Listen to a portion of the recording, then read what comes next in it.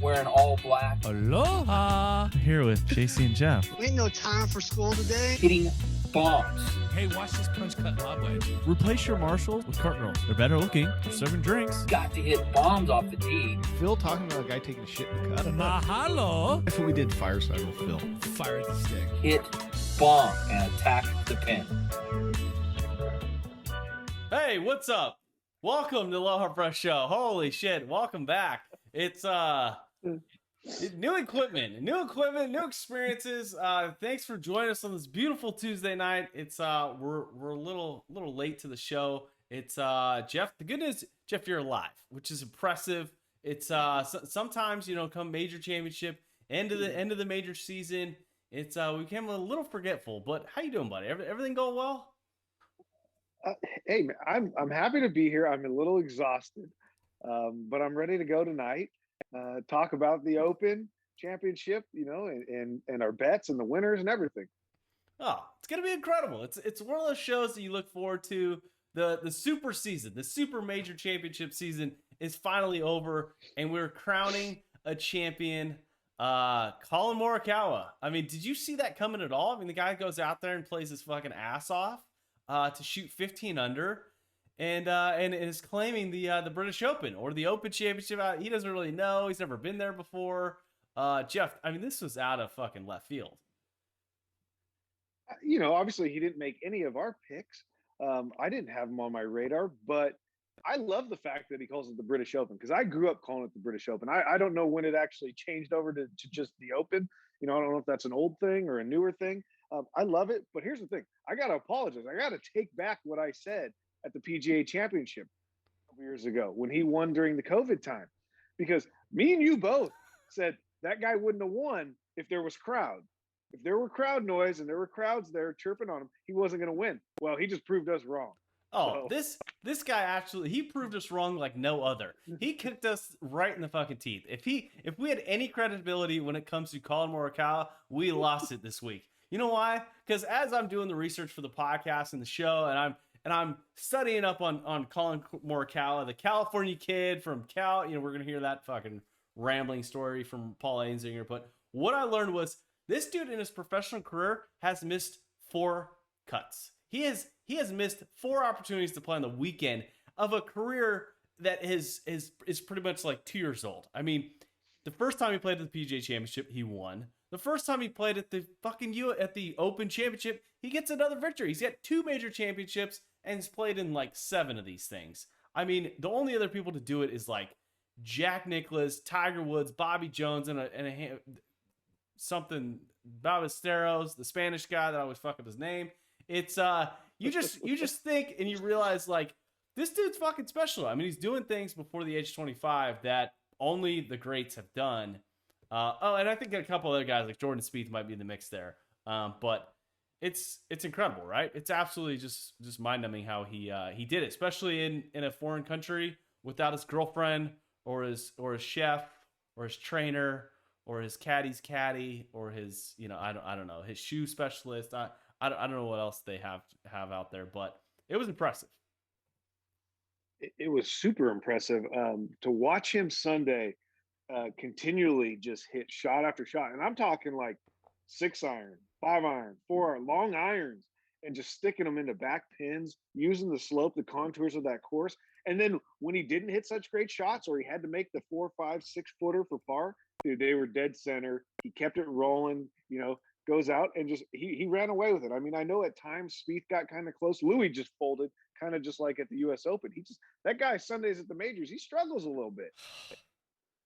It absolutely just breaks my heart. I mean, the past champion, I picked the fucking guy to win this fucking thing, and he's in the mix. I mean, day 1, day 2, and then you've got this guy from California who's fucking has no experience, but you know what he does have experience in? Playing in 80-degree weather with no fucking wind, because that's the golf course that we got this week. It looked like a sunny California day out in fucking South England at St. George at Hamtown.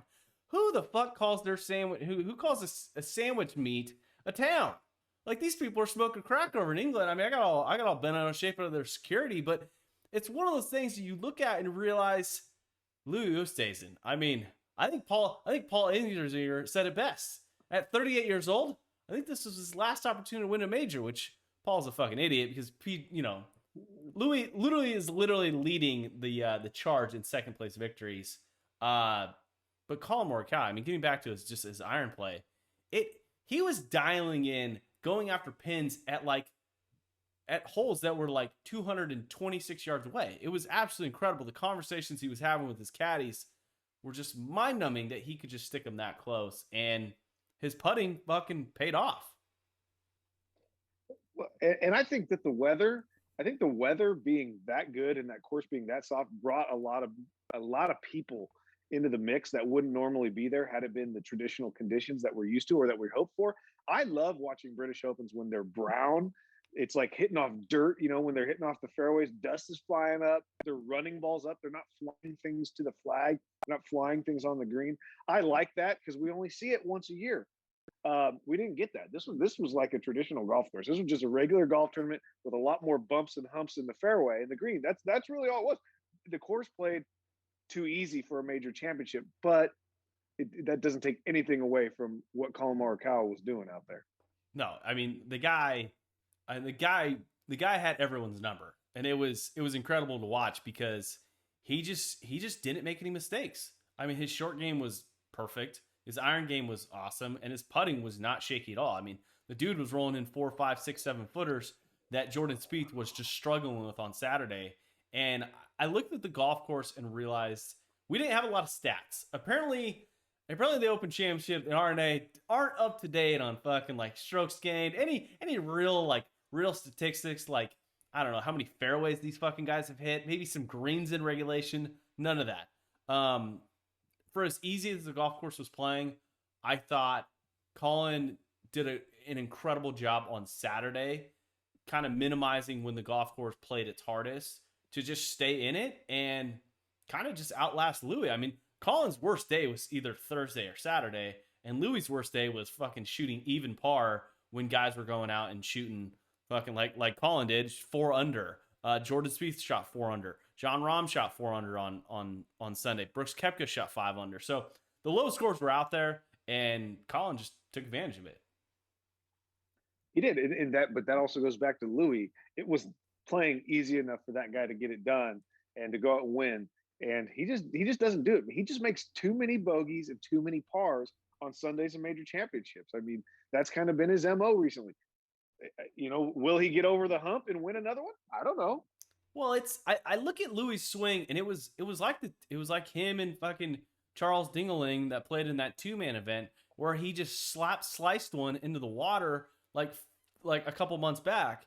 And I looked at like on Sunday, his swing was good. Don't get me wrong, like he played great golf. I mean, fuck, he ended up with T3 over Jon Rahm. Don't get me wrong, he played great golf, but his swing, as smooth and as great as he is at swinging the golf club, Sunday was a little slicey. He just did not have complete control or complete conviction over his golf swing. Like fuck, he looked like a I don't want to say a 12 handicap because that's what I fucking played. I'd have been hitting punch hooks if I was in his position. You look at it and realize like this guy, you could just tell the nerves were there. He's playing a lot of defense type golf where Colin, Jordan, Jon Rahm, Brooks Koepka, they were attacking the fucking pin. I mean, the only hole that I can really think that Louis, went after was that fucking par 3 where I almost holed out, almost made a fucking ace on Sunday. I was shitting down my pants. I go, this is the move. This is where he takes over the fucking tournament and gets another victory because the British media, I'm a huge fan. I'm not a huge fan of the way the people look because they look rather gross at times. I don't know why they're so droopy. But the media side of it, holy shit. They were kicking him on Saturday. They're like, oh, he's won it. Let's give him the crown. Fucking move him into the big castle. Okay, get him and Princess. I don't know who the new princess is, but move her ass out of the chair and get him into the seat. It just was kind of disappointing how he ended up. He needed that ball to go in on that par 3, and that was a hell of a par 3. Played over 250 yards. I mean, it was a freaking beast of a hole. He needed that to go in to have any chance to turn the tide because he was struggling at that point.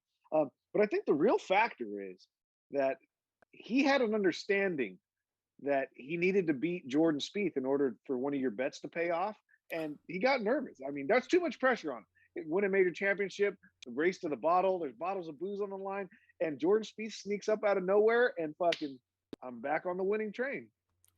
It's you look at the race to the bottle. Jeff and I went out and made some big bets, and I quickly realized that Lee Westwood, not a great pick. It just was an absolute destruction. He made the cut, thank God.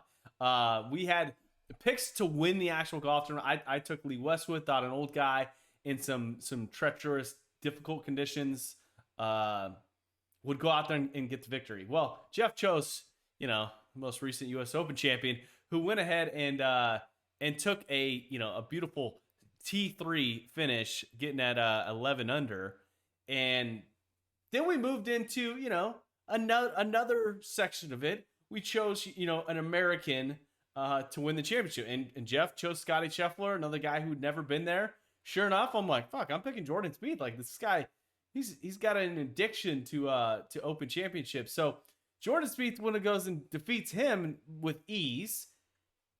And then, it comes down to a guy who is in the final group, who I picked, Louis Oosthuizen. King of second place finishes, thought he could do no worse than second place. And sure enough, Jordan Spieth goes out there and gets it to 13 under and kicks me right back into Loserville. And I am down one bottle of booze. So, Jeff, congratulations. You made some good picks. Well, I got to say this. The thing that really I didn't understand, or I was kind of shocked, was John Rahm, because I saw after day one he was 1 over par. I'd almost kind of counted that bet out. I'm like, shit, he might not make the cut. Had that guy played well on Thursday, he might have won the tournament. Oh, he'd have won the tournament at 20 under, because he dialed it in on Friday, Saturday, Sunday. Yeah, he was good. He was the best golfer through those last 3 days. I mean, besides maybe Colin, but all it was, you can't come out and throw the one over on Thursday. But you know who else was the most disappointing round of golf I've seen in a long time? It was a Thursday 80 spot by Phil Mickelson. That just fucking did me in. I mean, the lack of care and to shoot that. Are you kidding me? Last place. I know why. I know why he shot 80. I figured it out. I have zero sources. It's very simple. It's because Phil Mickelson was bragging to the fucking crowd that he's the PGA champion, of the year. Like, he was still bragging, like, oh yeah, you guys catch that couple majors ago that that giant cup that the Americans give out? Yeah, I won that one. He absolutely had to be toting it around. But at the same time, good God, Phil, like, it didn't play that difficult. The greens, good God, the greens were if I played on greens that slow, I would be a fucking fantastic golfer. You just hammer putts. Phil struggled. God, he struggled hard. But Jeff, I wanted to ask you this, like, looking at the tournament and looking at the final leaderboard and realizing, like, you had a great Open championship. Like, it was good to be back across the pond. But at the same time, you had a guy, Brooks Koepka, playing incredible major championship golf, goes out there and just kind of shits the bed on Saturday, doesn't put on, the best round of his life, goes out Sunday, shoots 5 under, and I've got to question Brooks Koepka and the thought process that he has. He told the media that he hadn't touched his club since the Travelers, and he just shows up, fucking willy-nilly, I'm going to play in a major championship. Fuck, why isn't this guy playing the week before? I don't know. It probably would have done him good. I would have liked to see him and Dustin up at the top of the leaderboard on Sunday instead of coming from behind like they did, because there's just not the same amount of pressure nor TV coverage or anything like that to get the leaders kind of scared when these guys creep up and shoot these sneaky 65, and get a T5. What do you get? T3, T5, something like that. He's a T6. He overall T6, 8 under. I mean, yeah, but I mean, it's not the same. Like, you see the top 10, but it's a cheapy top 10 because he was never in the mix. No, and well, fuck the television coverage. they pretended he was in fucking contention the entire Sunday because they were cutting to him all fucking day. And I'm like, this guy's got no chance. He has no fucking, unless he goes out and shoots 57 today, he's got no. Colin Morikawa shot 4 under and racked in a 15 under. Brooks Koepka was 7 shots behind him. There was no fucking chance. The next best guy was 13 under. There was no fucking chance he was going to go out and do that. And like John Rahm said it on Saturday, unless a fucking hurricane hits, chasing these guys down is going to be absolutely challenging. Well, your boy Paul Azinger didn't believe that because he thought he still had a chance. You know, I don't know how many times he mentioned Brooks Koepka, the leader in the clubhouse. At that point, he's 5 behind the leaders. Are you kidding me? Like, it's a different story if he's 1 behind or even. You know, the leader in the clubhouse is 5 behind. That means absolutely nothing. It was one of those things, Paul Azinger, I swear to God, this guy is the pressure. This guy, they're feeling the pressure out there on a major championship. Something like Paul Azinger, look, thesaurus.com, okay? Type in fucking pressure and you get another word because that's all he fucking said. At one point in time, David Faraday is making fun of him inadvertently, saying, oh, yeah, it's a real pressure cooker out here, this major championship here out here in St. George. It just, someone needs to fucking get Paul Azinger off the fucking telecast. Dan Hicks is fucking a struggle snuggle away from fucking getting Azinger in a headlock and actually getting him off the telecast. It's ridiculous. He is, one, he makes everyone think that these guys are hitting the most incredible, unbelievable shots in the world. Oh my God, Colin Morikawa knocks one to 15 feet. Just incredible. It's like, Paul, first of all, you're not fucking there and you've never won one of these open championships, okay? Shut the fuck up, okay? It's not that great of a shot, okay? It's 15 fucking feet. He rolled an uphill putt in, okay? It was a great putt, not a great shot. It just drove me crazy. The thing I gotta ask you, Jeff, with the different coverage, with the studio guys in fucking Connecticut or wherever the fuck they were on the East Coast, and they were using the same feed from the Open Championship or the worldwide feed or whatever it was. How bad was this product? Well, it was so bad that most of the time I didn't watch the coverage with volume up. To tell you the truth, it was kind of on in the background anyway because I was doing other things some of the time. But I will say this: doing a broadcast from off-site and having to rely on TV footage, yes, a lot of those shots look impossible. I mean, the way the camera angles were, it looks like they're looking over fucking mountains before they're hitting, but they're not. They're not that hard. Obviously, these guys made it look very fucking easy out there. They're not all blind. They're not all super elevated.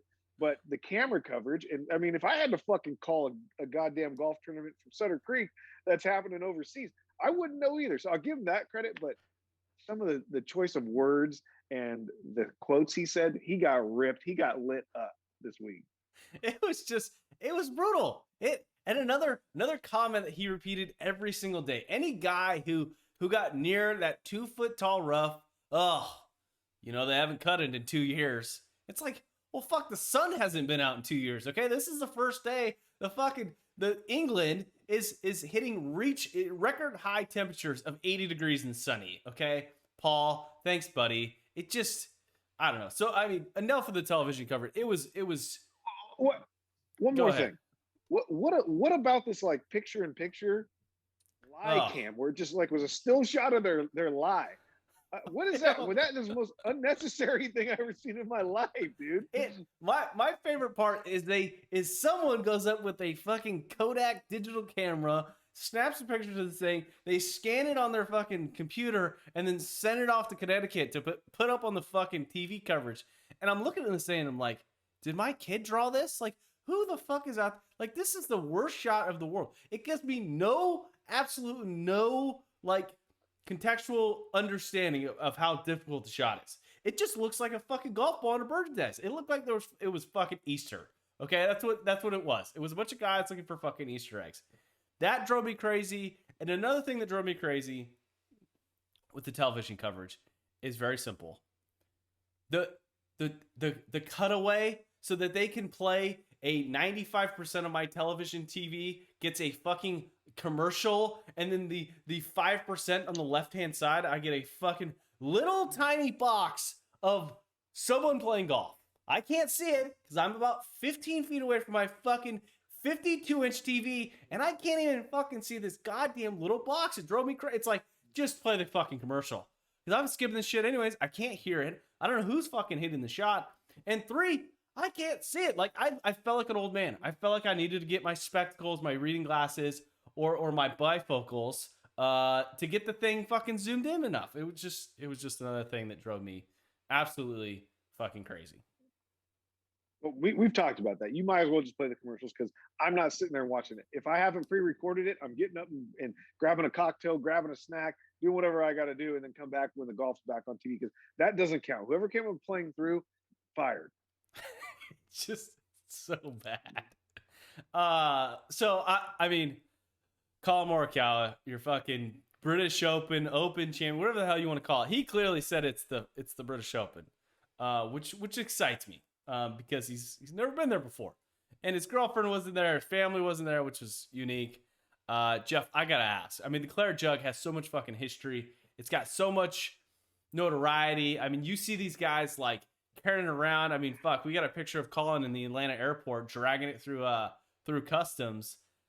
You gotta ask. You gotta wonder. Like Shane Lowry, I know put a few dents in that thing, and I'm assuming it was because he had way too many cocktails, and probably dropped the goddamn thing. At any point in time, do you think Colin Morikawa is sipping something out of this fucking Claret Jug? He better. He fucking better. But I would tell you this. It needs a thorough washing before that because Shane Lowry had it for an extra year. So it is musty, moldy, and whatever was in there is probably fucking smells like a dead body. I could just see Shane Lowry using it as like his daily drinking cup, just his daily fucking mug, just his like his pimp cup. I figured he got a fucking fur coat, a fucking cane, and a couple ladies on his arm, just walking around with that fucking thing, drinking it everywhere he could. I mean, goes to the gym, mixes a protein shake, goes back to the old house, grabs some bottle of wine. That's what I would do with it if I had won the Claret Jug. Oh, you better believe it, especially if I had it for 2 years. That's on the dinner table every night. No matter what, yeah, exactly. No matter what beverage I'm having, it's being poured out of that. It's just, I can only imagine.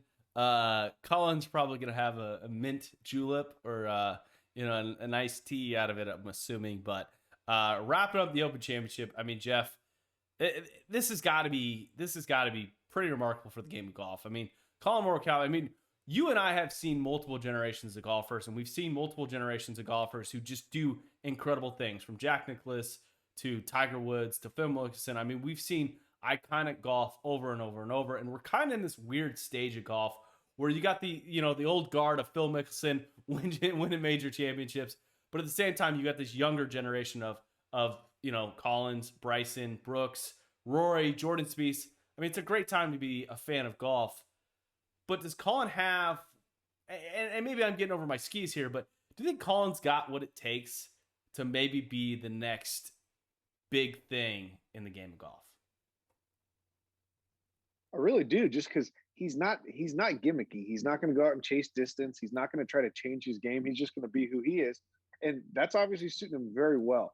But as for like the game of golf, I don't think they could have asked for 4 better major championship winners. You've got young guys, old guys, Americans, Spaniards. You've got guys from different parts of the world winning this year in major championships. So it was a really good group, and honestly, it was good championship season for still having a little bit of COVID restrictions in. It's so Jeff, I mean, we're not going to get into the super season of fucking major championship golf. Okay, we're not going to recap all 7 majors. Maybe we'll save that to another show. But I mean, the 4 majors that we had this year. I mean, wrapping up with the Open, started off with Hideki Matsuyama winning the Masters. We got Phil Mickelson doing just incredible things at the PGA at Kauai, and then you got John Rahm at Torrey Pines, fucking lighting a fire to homeless camps out there, winning his first major championship. And then you got Colin Morikawa going over to the British Open and fucking getting it done his first try. Jeff, what was your favorite major championship this year? By far, it was Phil Mickelson, the most unexpected. And Paul Azinger thinks Louis Oosthuizen's done. I now, after seeing that 80, might think Phil Mickelson's done. We said we never count him out. We won't count him out. But he might have just taken too much excitement and enjoyment out of winning that championship. But by far, Phil, number one, then Hideki winning the Masters. And then I think the British and the U.S. Open are kind of a tie for me. With the U.S. Open not really having any drama. John Rahn won it, and he wasn't in the last group, so he already was out on the range hanging with Phil, waiting for his bottle of wine. And then, we knew Colin coming down the stretch those last few holes, he had it in the bag. So that's kind of the way I look at the majors this year. It's you look at the major championships and you realize like this was a fucking pretty spectacular for the world of like golf. Like you said it. I mean, it's absolutely just incredible. Like, fuck, there's a couple guys who got it done for the first time, and they did it in a spectacular fashion. John Rahm, I will say, the way he won the U.S. Open, just his energy level, it was fucking remarkable. But I have to give it to Phil Mickelson. That was one of the most iconic things I've ever seen in the game of golf. Like Tiger Woods winning at East Lake for the first time in so many years and getting the crowd behind him. Phil fucking topped that. Like at a major championship, they fucking cut the ropes and like, oh, COVID doesn't exist. Brooks Koepka's getting fucking T-boned. Like it, Phil is just doing things that are absolutely incredible. And it was just, I won't ever forget. Like it was my favorite major championship. And probably a close second is probably the Masters, and then runner up is probably the U.S. Open. And then, sorry, Colin, you played such great golf that you just lacked some of the energy coming down the stretch. So wrapping up the major championships, that's kind of how I see it. But the drama continues with our two favorite fucking guys, Brooks Koepka and Bryson DeChambeau, just still talking shit to each other inadvertently. Jeff, I mean, Bryson DeChambeau fucking makes the cut. I mean, he played okay, but he is not suited for an Open championship, apparently with driver, because he made some choice comments, which he later apologized and regretted. Your reactions to Bryson and also Brooks, thanking his driver because, it made him play a lot better. It just cracks me up how these guys continue to like bicker back and forth. Yeah, Bryson goes a little crybaby, and then Brooks takes advantage of it. Tell you the truth, I'm getting a little, I guess, tired of Brooks always having to reply to what Bryson does. Like at some point, you think he's just going to get over it too. But the best shit talk of the week didn't come from either of those two guys. It came from Justin Thomas, because he threw a nice little tweet out there, kind of just saying like, "Look here, dummy, Bryson, you're supposed to be so smart." But what'd you think was going to happen with a 135 mile per hour, swing speed? You think the ball's going to go straight? Like it's obviously it's going to be fucking hard to hit a fairway. Figure it out. Yeah, I appreciate Justin Thomas jumping in there because Brooks, fuck, the media jumps all over this, and we jump all over it too because it's fucking entertaining for the most part. You're right. I mean, fuck, Bryson. If I was Cobra, I might be telling him, get lost, bro. You're fucking causing us all kinds of fucking headaches. Like, you ain't selling enough fucking one-length irons to justify the 72 prototypes that we got to fucking manufacture for your behemoth of a body that's only going to last so long. Like, you're going to be blowing out knees, and then all of a sudden you're going to get back to the normal swing speed, and you're going to want that jumbo grip back down to a medium-sized grip. It just... If I was Cobra, I'd be like, sorry, bro. Like, you need to go hang out with the PXG boys to get your hero club. Hey, he's going to create a relationship or a reputation to where nobody wants to work with him, and he's going to be at fucking Costco buying Kirkland signature drivers when they come out with those sons of bitches. Because there ain't nobody that's going to want to put up with his shit and build him customized clubs. Because from what it sounds like with the guys at Cobra, he is horribly, horribly difficult to work for. So, he needs to just keep his mouth shut. Go back. Obviously, they work good at some point because he won a fucking major championship. He was winning golf tournaments. Figure that swing out and go back to that. It's because it's getting old. It's getting old, Bryson. That's the way it goes. That or he's gonna have to renew the Costco membership. Just fucking get on board. Maybe Sam's Club. Who knows? do, do, I could see Bryson pulling some shit. I'm not surprised he's not like making his own fucking golf club. Like, just figure it out, Bryson. Like, get into the garage, start welding some shit together. I would love to see your prototype. You and that long-haired fucking tool bag that you hang out with. It just, yeah. So wrapping up the Open Championship, I thought it was a great major championship season. But moving on, I mean, Jeff, you're the leader in the clubhouse. 6 bottles. I mean, it's upon us is another championship. Oh, whoa, before we get to this week's championship, do you want to talk about the Barbasol? Do you have any idea who won?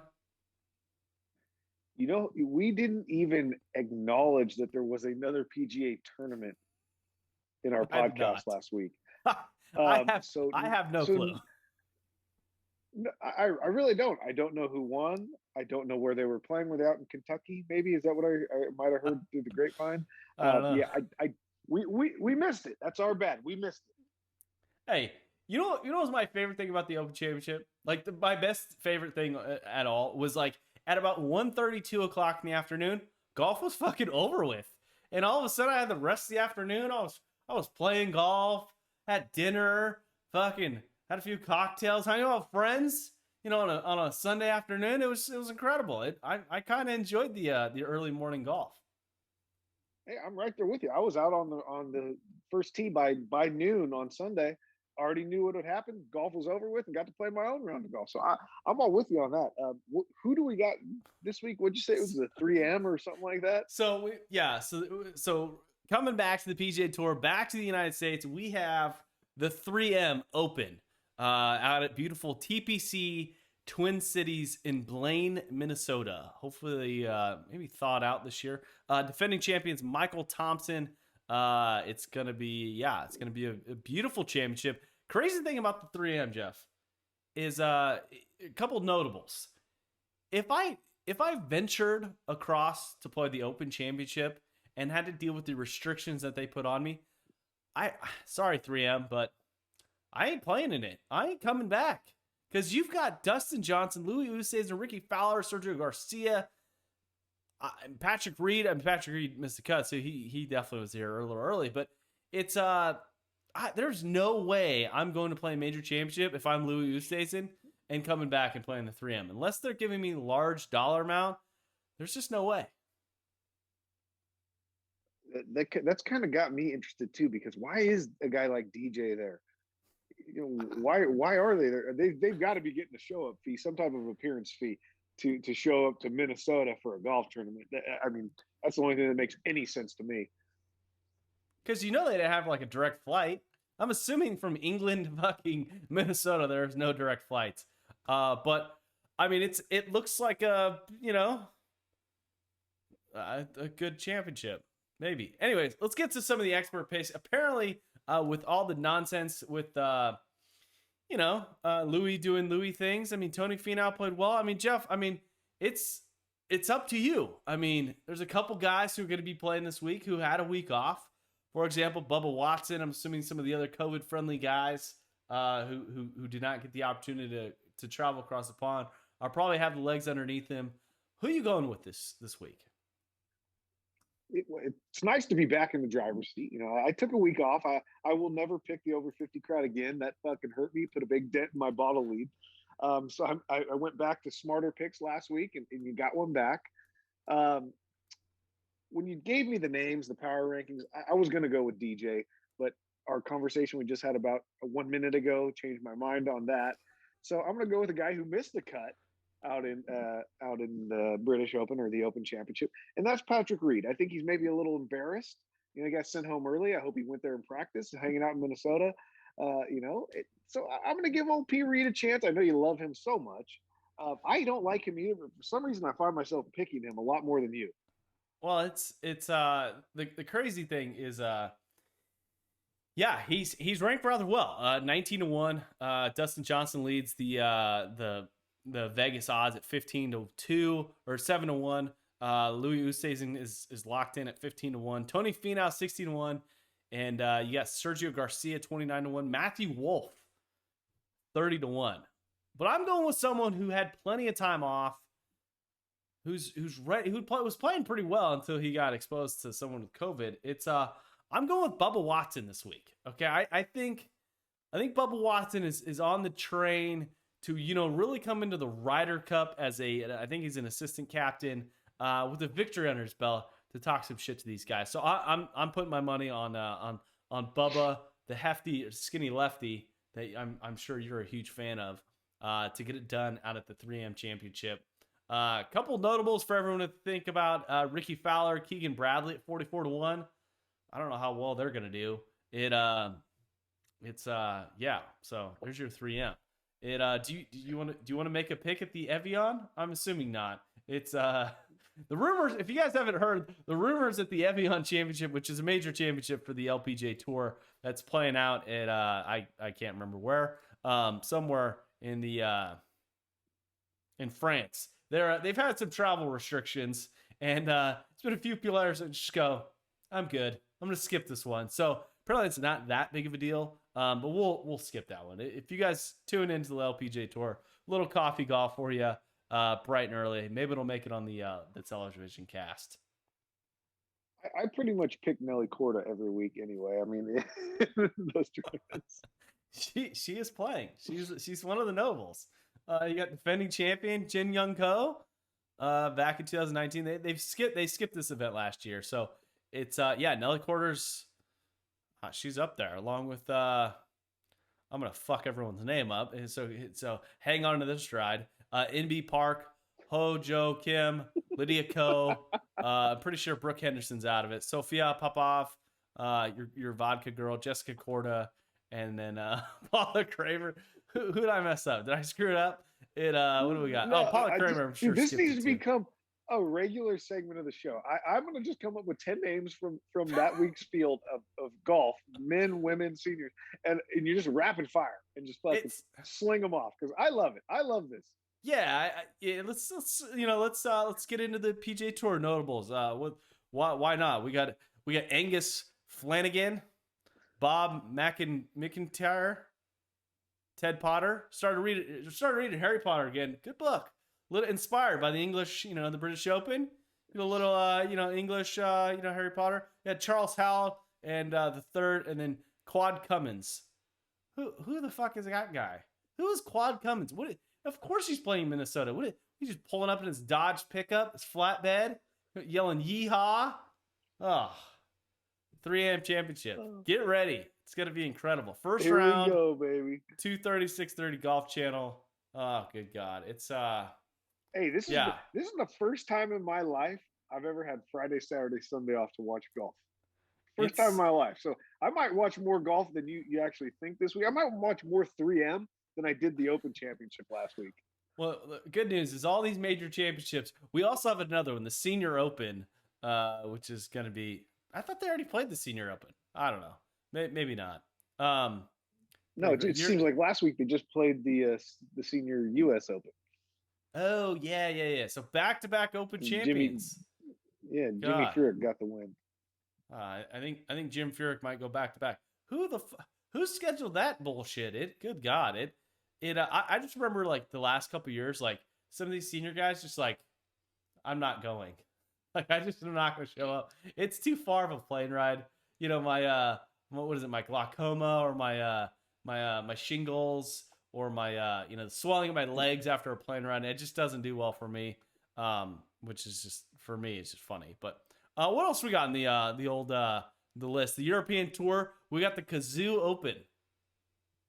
What the fuck is a Kazoo Open? What is it? It's a musical instrument, isn't it? Yeah. Yeah, all right. I think so. And then we got a U.S. Junior Amateur, USGA event. A lot of notables there. Anyways, wrapping it up, Jeff. What else we got in the agenda? We got anything else that you want to chat about?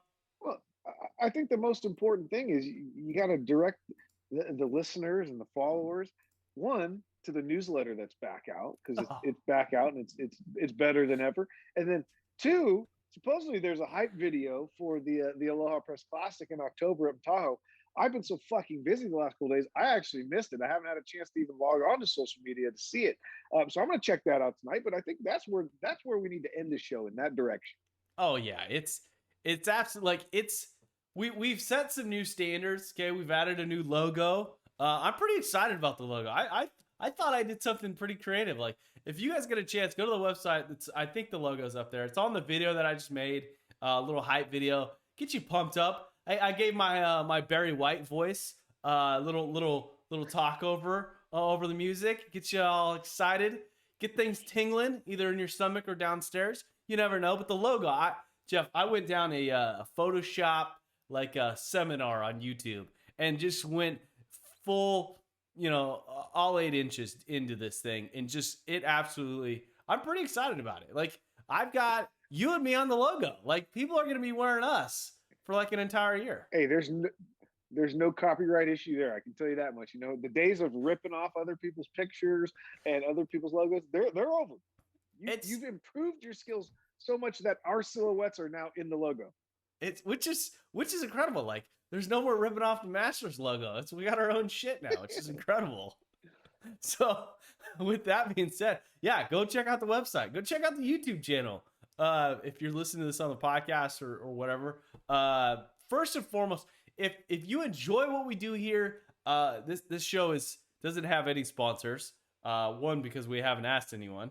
But two, we want to give you the best experience. And the thing that I need you guys to do is very fucking simple. Okay? Just tell 2 people to listen to this podcast.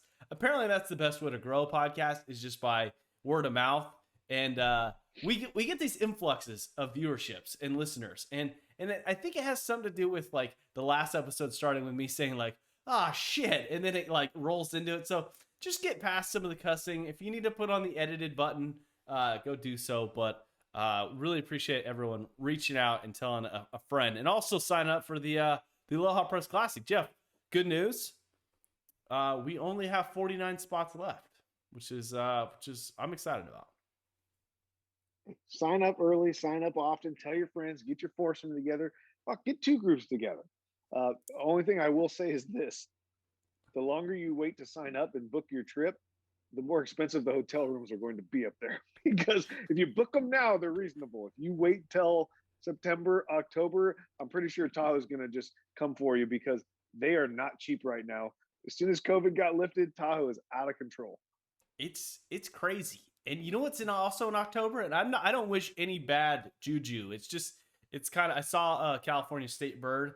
It was a California CDF plane dumping fire retardant on there. Okay, many people travel to the mountains to get away from the smoke. Don't wait until the last minute to book your hotel, because you're going to be battling. You might be camping out in the parking lot of Edgewood. I don't know if they allow that. So don't do that. But yeah, book it now. Fuck, we booked it 4 months ago because it was already getting kind of hit or miss with everything, COVID and everything. Like, everyone, they don't want to hang out with you guys at your hometown, so they want to come to Tahoe and hang out with us. Hey, go log on hotels.com and type in any weekend from here till then, and look at Edgewood. I mean, the rooms last year up there, I think, were about $600 a night. They're $1,500 a night now, so shit is fucking no joke.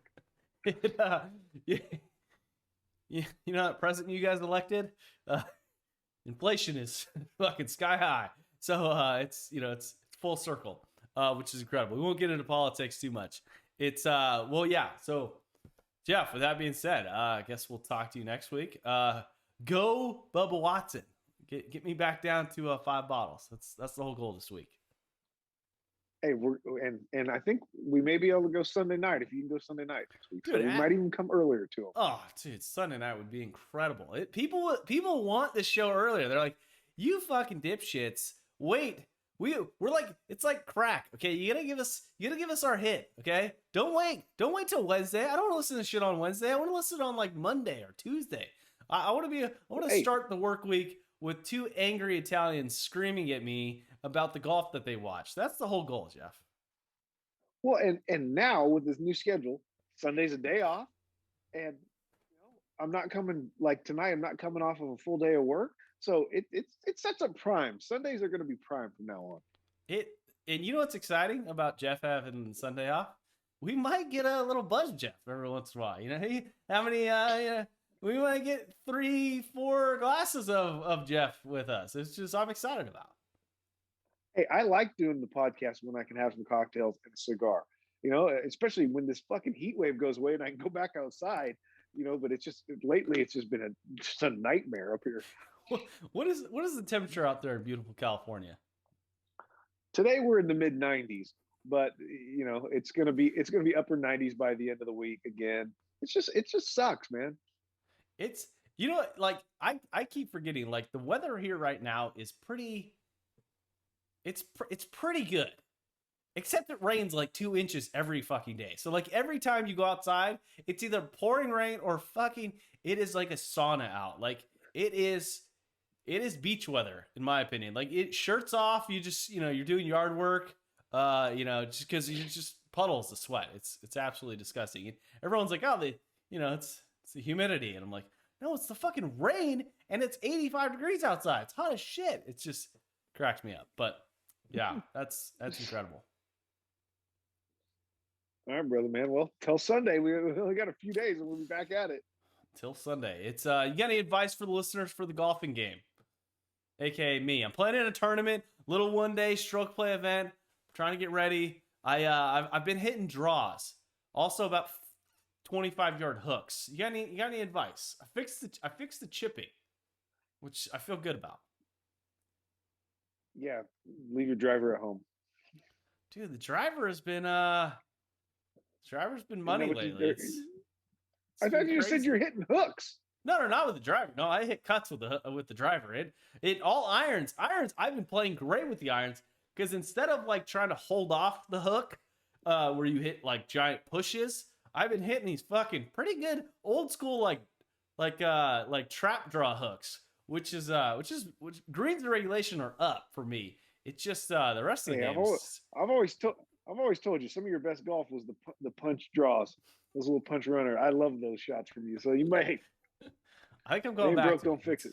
It's the way it goes. All right, we need to wrap it up. We've been talking way too long. It's Jeff. Really appreciate it. Everyone, thanks for tuning in. Thanks for watching, listening. To the end of the show. Really appreciate it. Go check out the newsletter. It's fucking new and improved. I got a new attitude.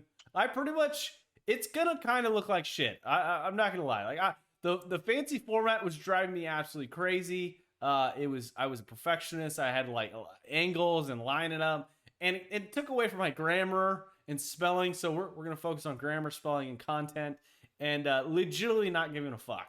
I realized I kind of turned into a douche. I don't know if I should say douche. Kind of a douche writer. It was getting a little too proper. So we're going back to the the unedited version of JC's cornrow days to give you guys what you really want. Attaboy. Oh yeah. All right. Later, guys. Really appreciate it, and I'll see you next week. Later, brother.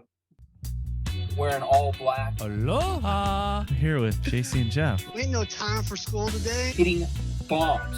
Hey, watch this punch cut lob wedge. Replace your Marshalls with Cart Girl. They're better looking. They're serving drinks. Got to hit bombs off the tee. Phil talking about a guy taking a shit in the cut. Mahalo! That's what we did fireside with Phil. Fire at the stick. Hit bomb and attack the pin.